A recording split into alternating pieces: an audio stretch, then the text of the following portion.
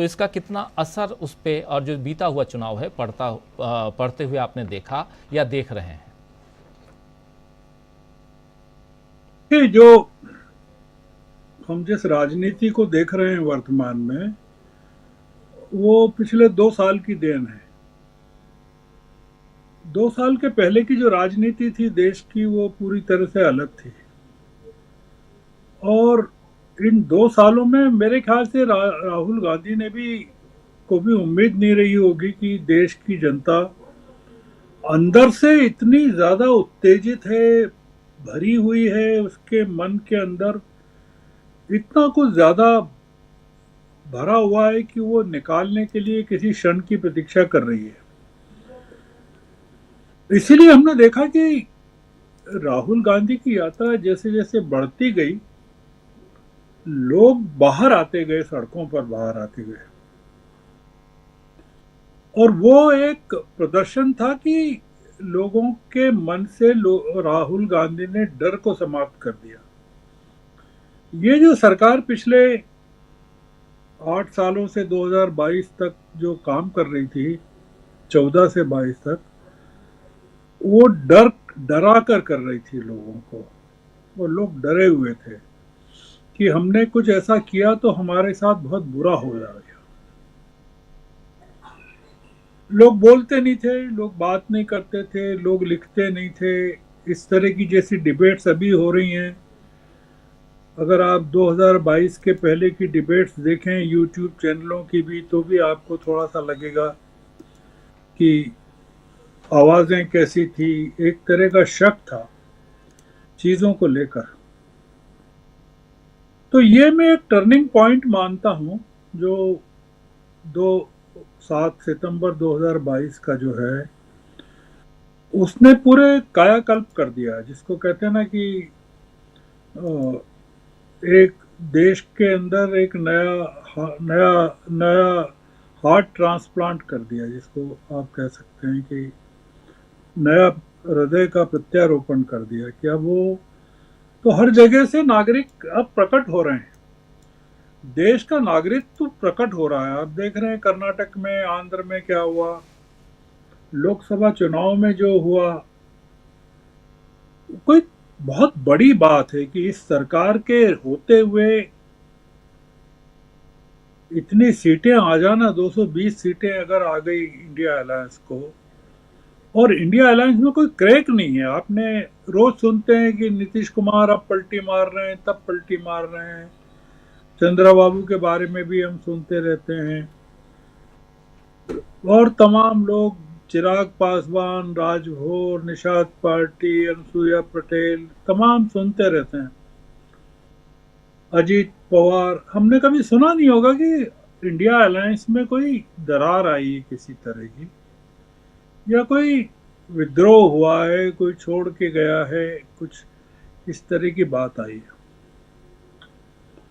ये बड़ी चुनौती की बात है कि राहुल गांधी ने भारतीय जनता पार्टी की पूरी पॉलिटिक्स को उल्टा कर दिया है। और उल्टा दिया है कि आरएसएस को अब ये डर हो गया है कि मोदी जी के नेतृत्व में पार्टी आगे चलने दी जाए कि नहीं चलने दी जाए। और जो संघ का डर है, सबसे बड़ा डर ये है कि ये जो वर्तमान में जो भारतीय जनता पार्टी है, वो जो संघ ने वहां चेतावनी दी थी कर्नाटक चुनाव के बाद, और फिर 2024 में वो चेतावनी पूरी तरह से सही साबित हो गई। तो आपने सुना होगा कि अभी जो मोहन भागवत जी ने जो पुणे में भाषण दिया कि कुछ लोग अपने आप को भगवान नहीं मानना चाहिए, अपने को अच्छे काम करना चाहिए, और लोग माने भगवान, भाई ये होना चाहिए। तो जी। आप सोचिए कि कितना बड़ा प्रहार अ, संघ ने किया है मोदी जी पर, अप्रत्यक्ष रूप से। और वहाँ की जो बैठक थी कर्नाटक की, केरल की, उसमें तो उनके प्रचार प्रमुख ने सार्वजनिक रूप से स्वीकार किया कि हाँ, संघ और बीजेपी के बीच में मतभेद है।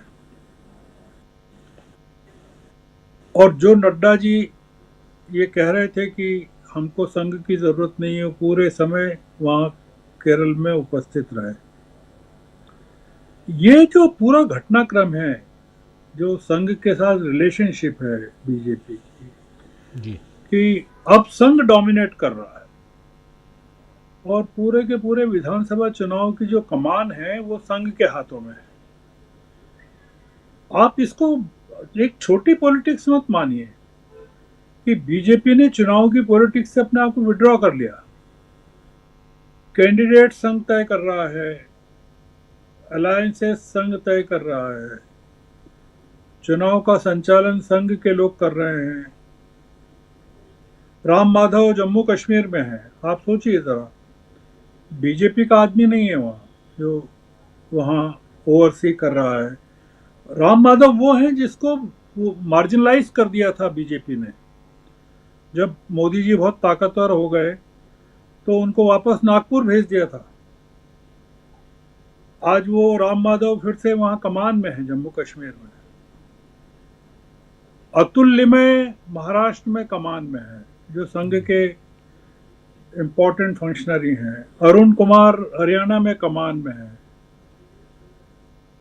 झारखंड में दो दो तीन तीन लोग वहां लगे हुए, हिमंता विश्वास भी लगे हैं और भी लोग लगे।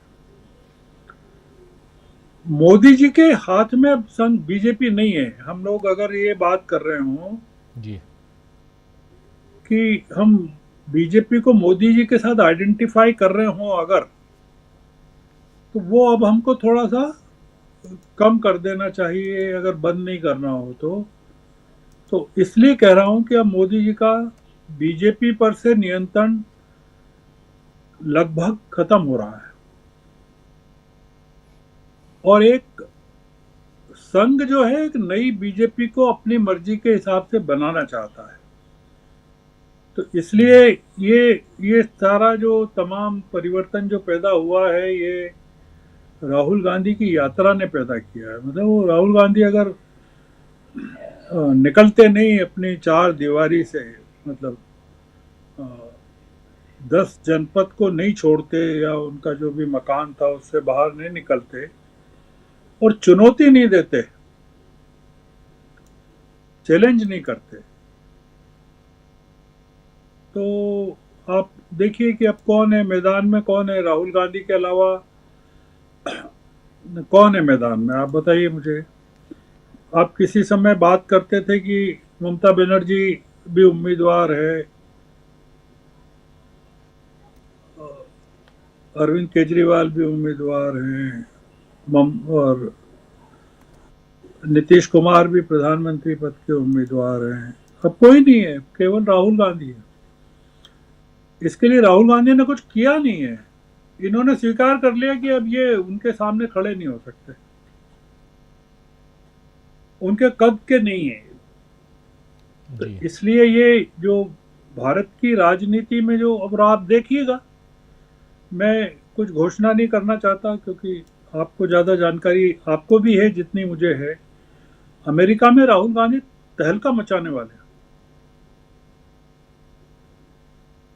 और हम ऐसी ऐसी खबरें मिलेंगी हमें, और मोदी जी के यात्रा के 14 दिन पहले, 12 दिन पहले